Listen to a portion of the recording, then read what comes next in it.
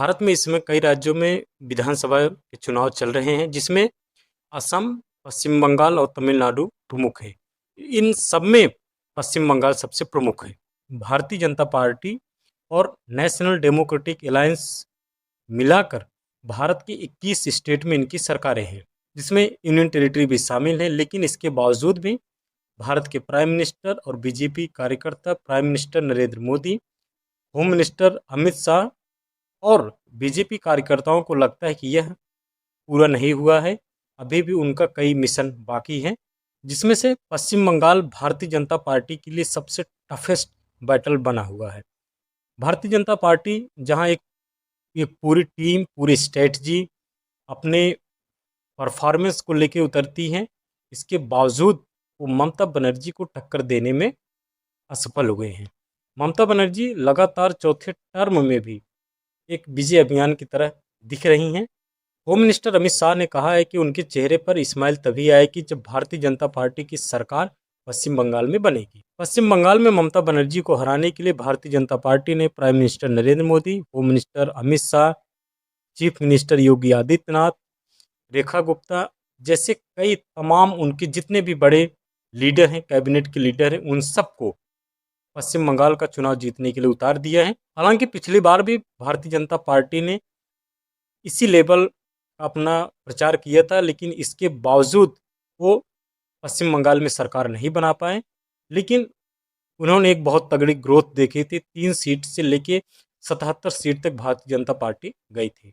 पश्चिम बंगाल में ममता बनर्जी के आने के बाद से कांग्रेस पार्टी और लेफ्ट की जो गवर्नमेंट है, यानी कम्युनिस्ट पार्टी ऑफ इंडिया, लगभग वाइप आउट हो गई हैं। ममता बनर्जी का करिश्मा और उनकी जो वेलफेयर स्कीम है, जिसकी वजह से वो भारतीय जनता पार्टी को एक तगड़ी टक्कर देते हुए दिख रही हैं। और दूसरी तरफ भारतीय जनता पार्टी हिंदू एकता, एंटी इनकम्बेंसी और तृणमूल कांग्रेस को एक करप्ट सरकार बनाने का नैरेटिव लगातार बनाए हुए हैं। पश्चिम बंगाल की जो टोटल पॉपुलेशन है, उसमें से 30% जो पॉपुलेशन है वो मुस्लिम पॉपुलेशन है, जिसमें से कई बार ये भी कहा जाता है कि ये माइग्रेटेड मुस्लिम है, जो बांग्लादेश से आके ममता बनर्जी ने उनको पश्चिम बंगाल में बसाने में मदद की है, जिसके बाद वो लोग ममता बनर्जी के परमानेंट वोट बैंक हो चुके हैं। जिसमें से कई सीटें जो हैं, जैसे मुर्शिदाबाद, मालदा और उत्तर दिनाजपुर हैं, जिसमें से लगभग विधानसभा की 102 सीटें हैं और जो मोस्टली ममता बनर्जी का गढ़ माना जाता है। दूसरी तरफ भारतीय जनता पार्टी यह लगातार एलिगेशंस लगा रही है कि पश्चिम बंगाल की जो एरिया बांग्लादेश के साथ कांटेक्ट में, वहाँ पे कम्युनल पोलराइजेशन देखने को मिला है, वहाँ पे डेमोग्राफी चेंजेस देखने को मिला है, क्योंकि भारी मात्रा में इलीगल मुस्लिम बांग्लादेश से पश्चिम बंगाल में आ रहे हैं। ममता बनर्जी का 3 टर्म पूरा हो गया। यह टर्म लगभग उनका थोड़ा स्मूथ था। भारतीय जनता पार्टी 2021 में 77 सीटें जीतकर एक प्राइमरी अपोजिशन के रूप में खड़ा हुआ। इससे पहले कम्युनिस्ट पार्टी ऑफ इंडिया वहाँ की अपोजिशन थी। टीएमसी के इन पिछले ममता बनर्जी एंड टीएमसी के सरकार के पिछले 5 साल में कई लूप होल देखने को मिले हैं, जिसमें से संदेश खाली का violation, RG Kar medical college में स्टूडेंट का rape and murder case, teacher recruitment में बड़ी धांधली देखने को मिला, जिसके बाद से पश्चिम बंगाल में ममता बनर्जी के खिलाफ कई प्रोटेस्ट देखने को मिले हैं और उनके ऊपर कई करप्शन के भी चार्जेस लगे हैं। ममता बनर्जी ने 2021 के विधानसभा चुनाव में भारतीय जनता पार्टी को एक आउटसाइडर पार्टी बताया था। इसके बाद से उन्होंने महिलाओं के लिए कई वेलफेयर स्कीम्स निकाली थी, जिसमें से पॉलिटिकल थिएटर, वेलफेयर आउटरीच और बंगाली अस्मिता को बचाने के लिए बात कही थी। इलेक्शन कमीशन के शुरू किए गए SIR यानी स्पेशल इंटेंसिव रिवीजन के खिलाफ भी ममता बनर्जी के कई कठोर और अपोजिशन देखने को मिला है, जिसके बाद से भी भारतीय जनता पार्टी और टीएमसी के बीच में कड़ी टक्कर देखने को मिली है।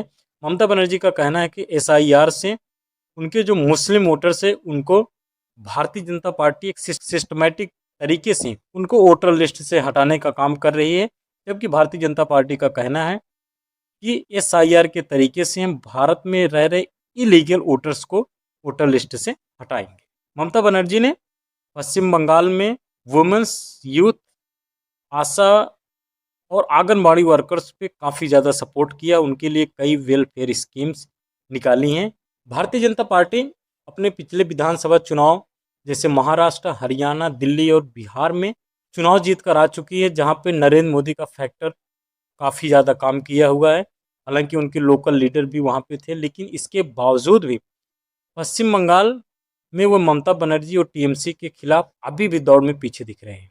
स्टेट के इंचार्ज भूपेंद्र यादव, जो अभी पिछले सितंबर में हेड बनाए गए थे, जिनका काम ग्रास रूट पे अपना नेटवर्क बढ़ाना था, इसके बावजूद भी भारतीय जनता पार्टी अभी उस टक्कर में नहीं है कि जो ममता बनर्जी को डायरेक्ट हरा सके। सेकंड जो रीजन है कि भारतीय जनता पार्टी इस चुनाव में भी नो सीएम फेस के तौर पर उधरी। भारतीय जनता पार्टी के पास ममता बनर्जी जैसा कोई मास लीडर नहीं है जो सीएम पद के लिए बड़ा दावेदार हो सके। हालांकि हालांकि शुवेंदु अधिकारी चीफ मिनिस्टर पद के लिए सबसे बड़े दावेदार के रूप में हैं।